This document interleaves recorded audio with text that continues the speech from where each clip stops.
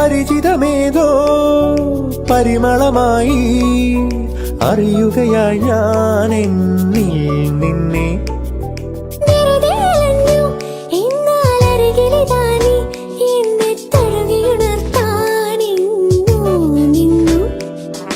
പ്രേമത്താൽ മാത്രം മിഴികളിൽ വിടരും പേരില്ലാ പൂക്കൾ കാണുകയായി ഞാൻ.